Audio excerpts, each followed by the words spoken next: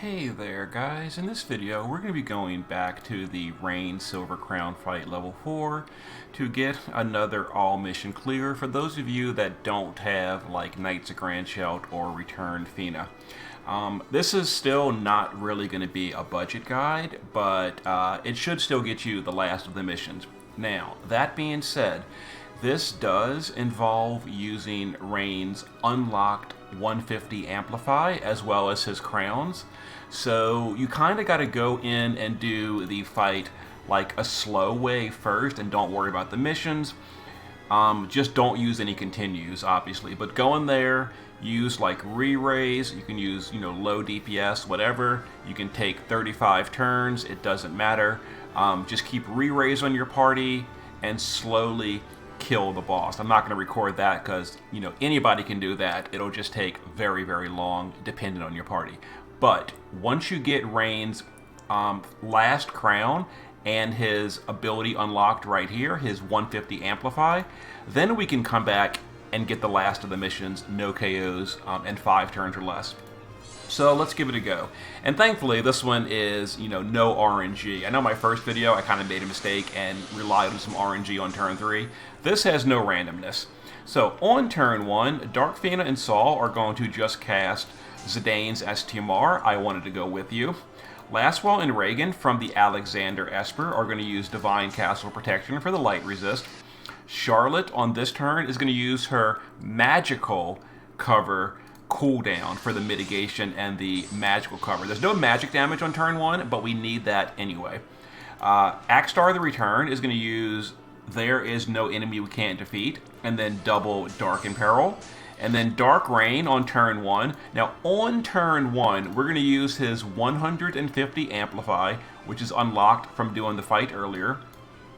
One and only ruler, which should be fully crowned at this point, and then magic boost as the last action. Now on this turn, we are not covering the physical damage. It's going to hit your party. As long as your party is like decently bulky, you should survive. Dark Rain takes some damage there. There we go. So if your party is dying on turn 1, try to bulk them up a little bit. But there it goes. As long as you survive turn 1, you should be good to go. Okay, on this turn, Charlotte with dual wield, she is dual wielding, is going to use 1,000 Needles. That's going to mirage the party and get rid of the boss's mirage. Now, Laswell and Reagan are going to Blue Wave or Scarlet Wave, a triple bolting strike frame. We're going to use the LB of Axstar the Return, and we're going to cap that with Dark Rain. So we're going to send Dark Rain and then chain these up and deal... Whoop, chain broke. Chain broke twice. Whoopsie, but it was okay, and we still did a decent chunk of damage. Yeah, Axstar the Return's LB is one of those goofy frames where it breaks kind of easily, but whatever. Anyway, so the party got dispelled, and we took minimal damage on that turn. Now, on this turn, we're going to reapply Alexander Charlotte's magical cover, which is Knight of Knights AI. Laswell and Reagan are going to do Dragon Slayer this turn. Axstar the Return is going to do Surrender, which is going to refill his LB and amplify himself. And then Dark Rain is going to triple. We're going to use his normal Magnus for the 50% amplify and double magic boost. So this turn, it turns out the magic damage is either light or fire element. So no RNG. We will always immune it with Charlotte. Okay, now it is time to kill the boss. Zidane's STMR is now finished. So we're going to use Dark Fina and Saul to now do Demon Killer for the party. Charlotte is going to Blue Wave. We're going to go ahead and Blue Wave as well on Laswell Reagan. We're going to use the SLB of Axstar, and we're going to use the SLB of Rain and cap it. And that should be the remainder of the boss's health. Boom. Done. Handled. Okay, even though we broke the chain quite a bit on turn 2, whoopsie, it still worked out. Now, it wasn't huge overkill, but we still got it done. Yeah, the tricky thing is Dark Rain's LB is 1 hit, and when I went all in for the burst on turn 4, he hit the damage cap, so I had to change it up a little bit. But there it is. So the boss has 15 billion HP. Dark Rain did 14 out of 15, and then Axstar Reagan chipped in an extra 3. So we overkilled by 2 billion. So, you don't need quite as good of a gear, but if you have it, obviously it helps. And there was our clear, and I'll go ahead and show you the team's gear and all. Again, not really a budget run. This is just for those of you that have good gear, but just don't happen to have Return Fina or Knights of Grand Shout, etc. So let's go ahead and show the team's gear. It's a little bit laggy, so give it just a second. I'm not sure why it's been doing this since the patch. I have to figure that out. But, you know, it keeps like freezing for a moment, so give it just a minute and it'll finish loading. I don't know why it does this. I might have to like reinstall it or something. Alright. So Dark Fina and Saul are using just some light resist and some physical bulk so they don't, you know, die on turn 1. Call of the Wild so that they start with 8 LB, and then Zidane's STMR.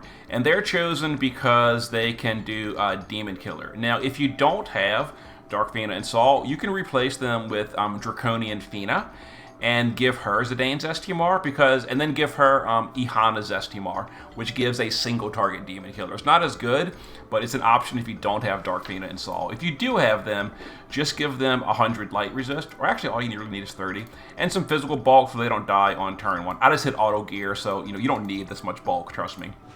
Lastwell Reagan and the Shift form are, I gear them for full evasion just because, a little bit of light resist, more than I need.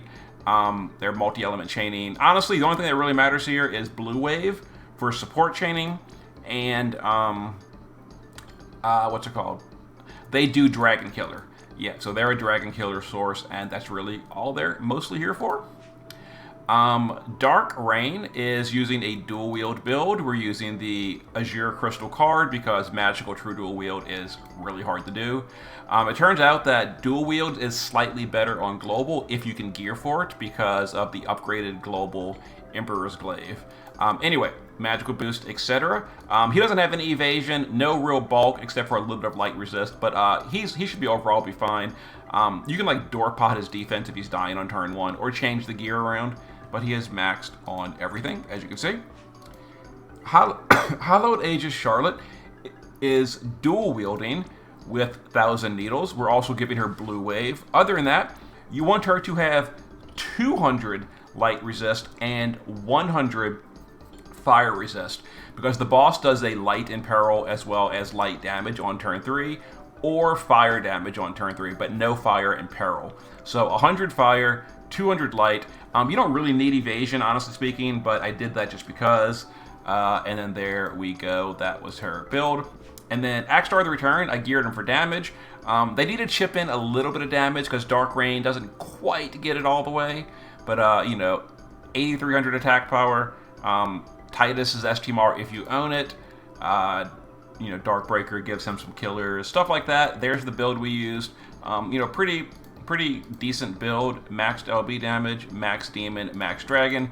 But again, you don't need him to contribute that much damage. The main thing he does is the Dark Imperil and the breaking. Anyway, there's the dark version of the fight. Oh, and make sure Dark Rain is your leader, because he did get a leader skill. So make sure he's the leader of the party. Okay, hope it's been helpful. See you in a bit.